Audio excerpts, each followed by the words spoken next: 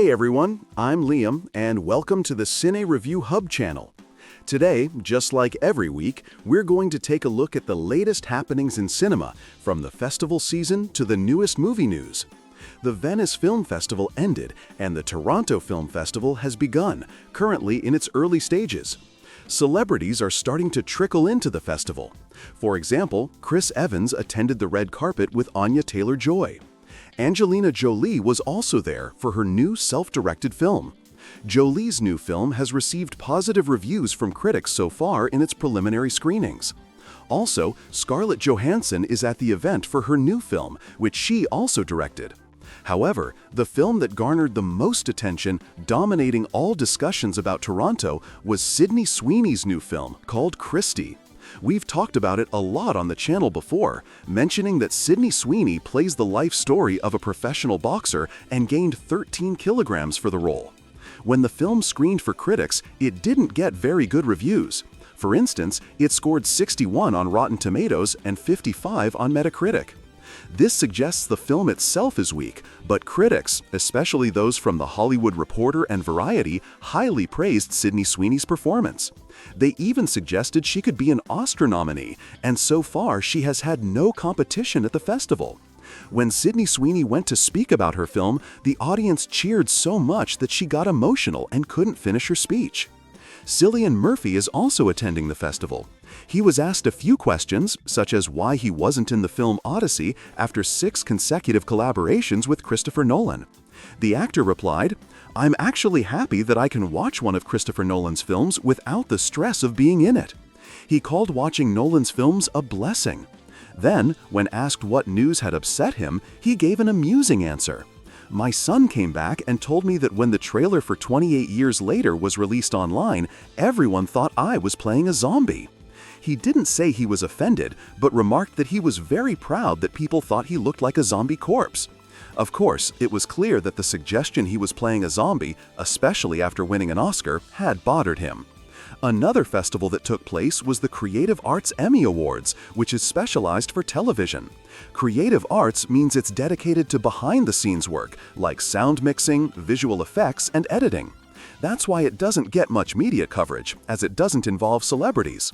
In this section, the series The Studio, created by Seth Rogen, was the most successful, winning 9 technical awards. The series The Penguin and Severance were also among the most successful series in this category. In the animation category, Arcane won the Best Animated Program Award of the Emmys. For the next news, let's turn to Disney, which held its D23 event last week. D23 takes place every 2 years.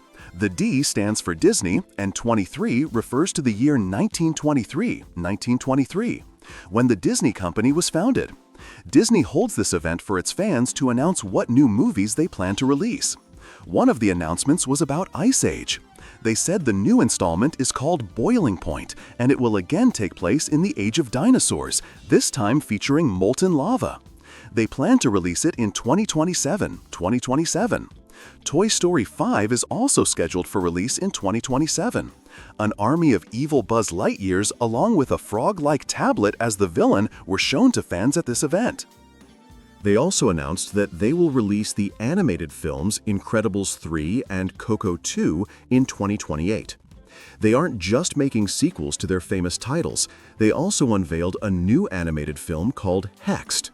The same person who directed Zootopia 1 is directing this animation. It's about a strange teenager who discovers her oddity is due to having magical powers. It's scheduled for release in November 2026. They also unveiled an animated series, Marvel Zombies, which, as the name suggests, will depict the zombification of Marvel superheroes. Following this event, a new generation of superheroes attempts to defeat the former heroes. Florence Pugh, Haley Steinfeld, and Elizabeth Olsen are the voice actors for this series, and its broadcast will begin in September 2024. For the next news, let's head over to Paramount. The company announced that it will also make Gladiator 3. Ridley Scott will direct it again. Ridley Scott himself was interviewed about this and said, "The audience's goal in coming to the cinema is to be entertained, so I will do my best to make Gladiator 3 completely entertaining." Regarding Paramount's series, there were 2 interesting pieces of news. One relates to the cancellation of the series Dexter Original Sin. Last week, fans of the series launched a campaign and collected 71,000 signatures to prevent the series from being canceled. Only one season of the series had been released, and despite being renewed for a second season, it was suddenly canceled. Now, fans are trying their hardest to get the series continued. They haven't succeeded yet. But Paramount had another interesting piece of news. They are making special investments in video games and have acquired the rights to make films and series from the Call of Duty gaming world.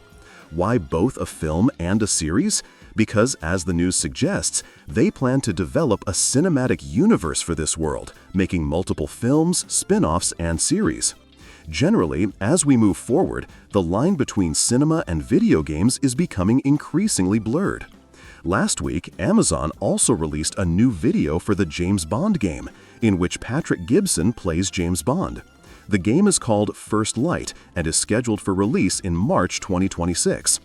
Amazon also released a test gameplay online.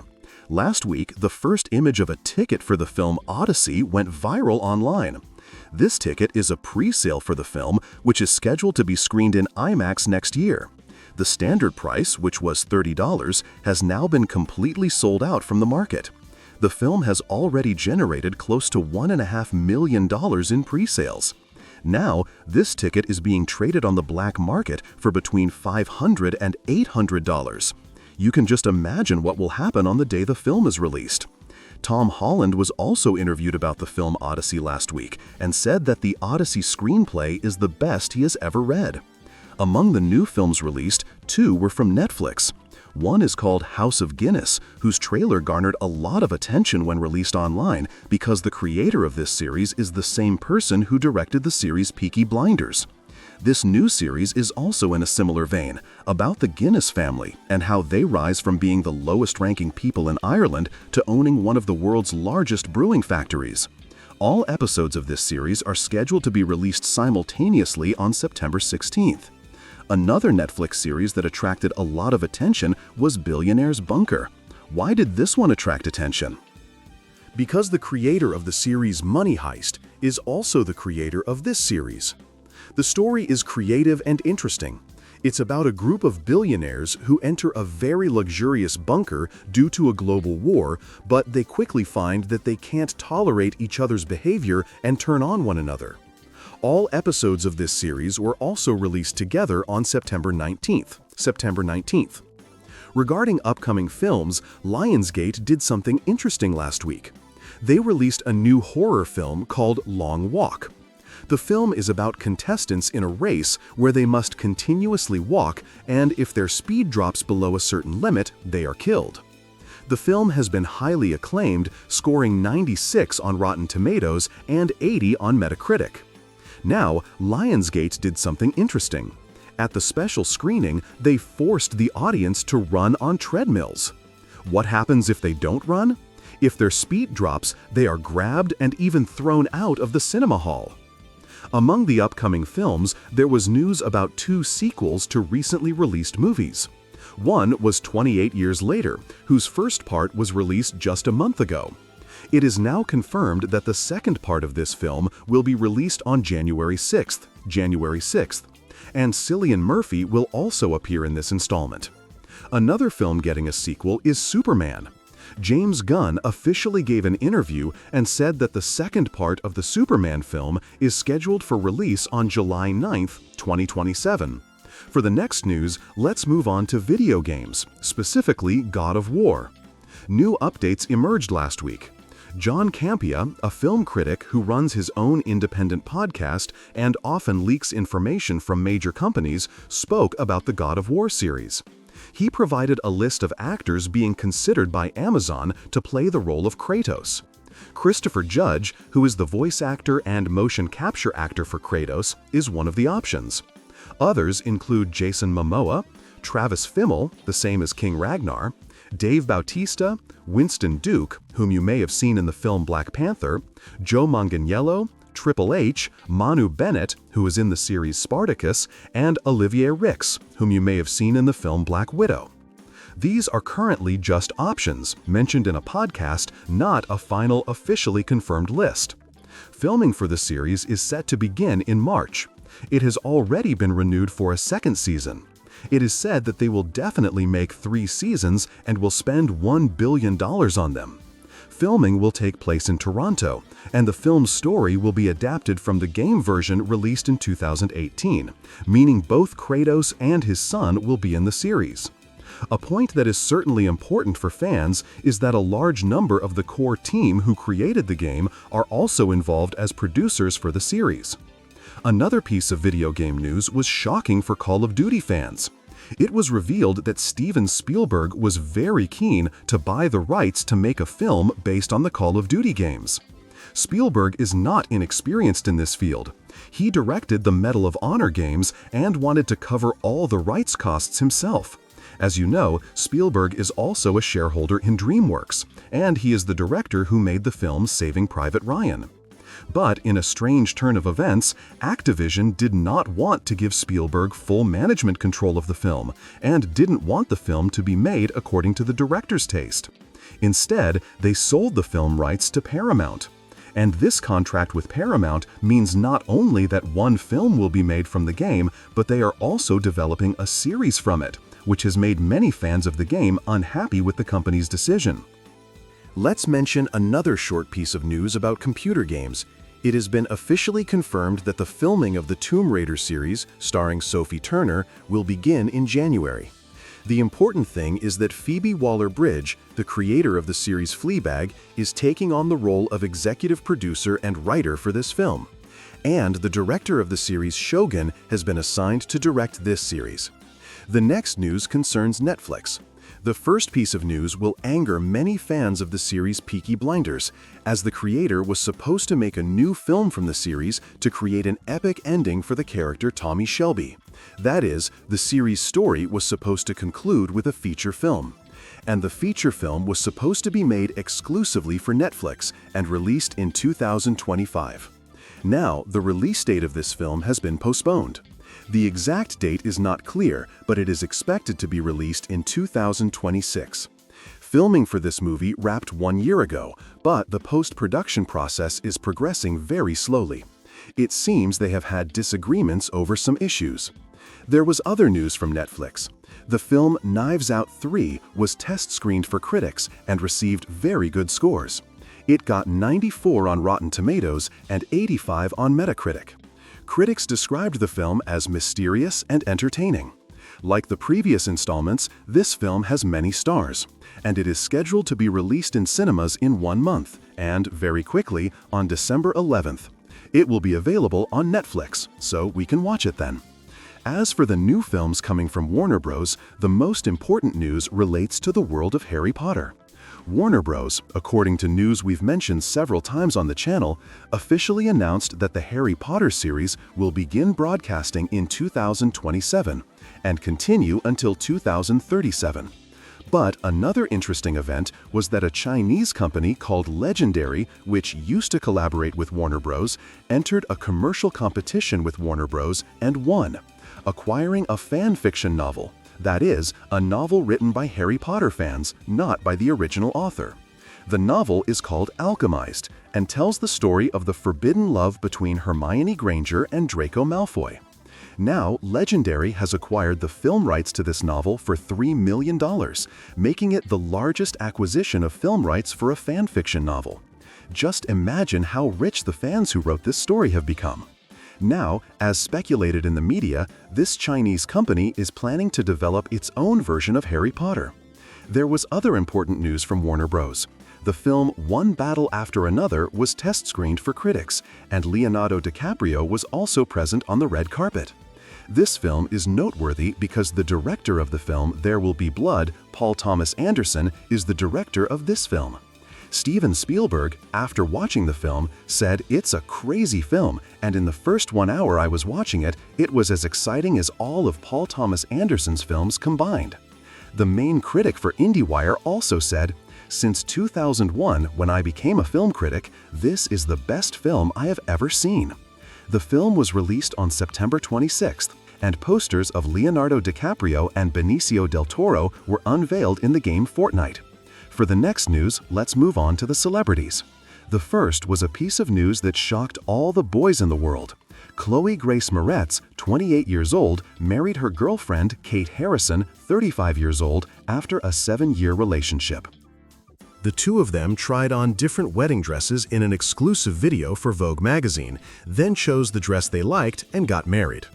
Another celebrity news item relates to Bruce Willis, whose condition worsened so much last week that his family sent him to a specialized care center. Apparently, Bruce Willis's dementia has progressed to the point where he no longer remembers anything and has no sense of his own identity. His wife was heavily criticized on social media for leaving her husband and sending him to a place like a nursing home. Bruce Willis's wife responded, saying, "Those who are not in our situation should refrain from commenting because we are watching our loved one fade away, little by little with our own eyes, and this is unbearable for us." Selena Gomez and Benny Blanco, who recently got engaged, as we reported in the news, announced that they will marry soon, next month in fact. Their wedding ceremony will be public.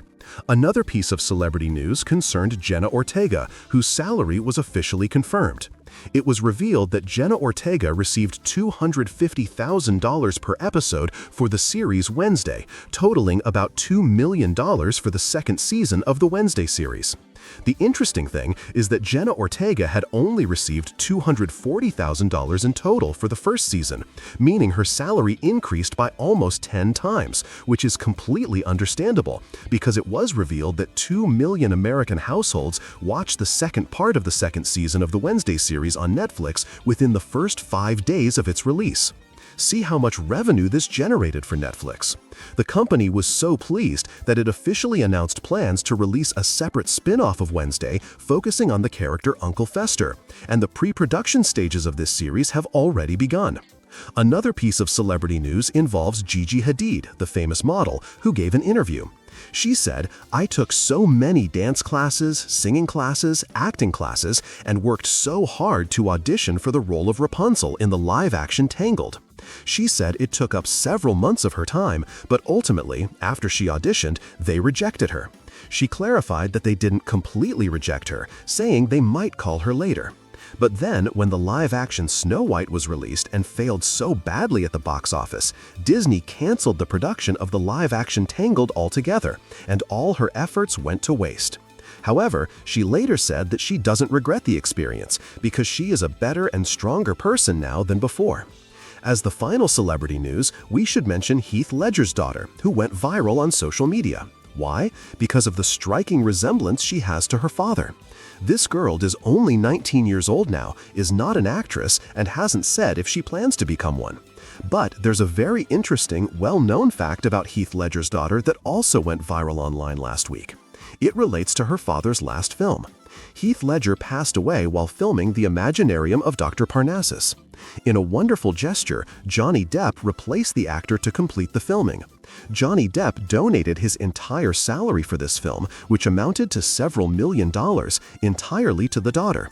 At the time, the girl was only 2 years old. Johnny Depp said he did this so that if anyone else took her father's wealth for any reason, this money would be exclusively for the daughter, so she could grow up comfortably and get an education easily if she wanted to. For the next news, let's look at the box office. There was a major event in the box office last week. The final installment of the horror film The Conjuring was released.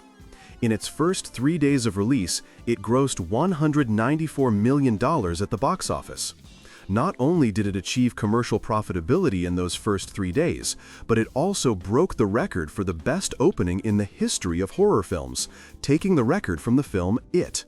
This film had a total budget of $55 million and made a pure profit of nearly $80 million in just these 3 days. Consequently, Warner Bros. Immediately ordered the production of a television series from the Conjuring universe to HBO Max. They also decided to make another film that will be a prequel about the Warren family and how they first got into this line of work. Finally, let's get to the last piece of news, the hilarious one, which involves an apology from Universal. Why an apology? Because of the film Fast and Furious 9. If you remember, that movie was highly unrealistic. In one scene, the protagonists go to space in a car, so Universal apologized to all the fans of the franchise and said, "Sorry, we sent the heroes to space."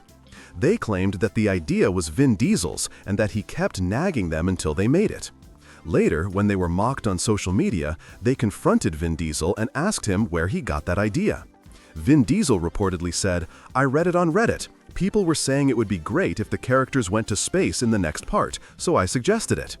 The funny thing is that many fans were making that comment as a joke and didn't mean it seriously, but Vin Diesel apparently took it seriously. Well, friends, that's it for this week's video. I hope you found it interesting. If you liked the video, don't forget to like it, and until the next video, goodbye.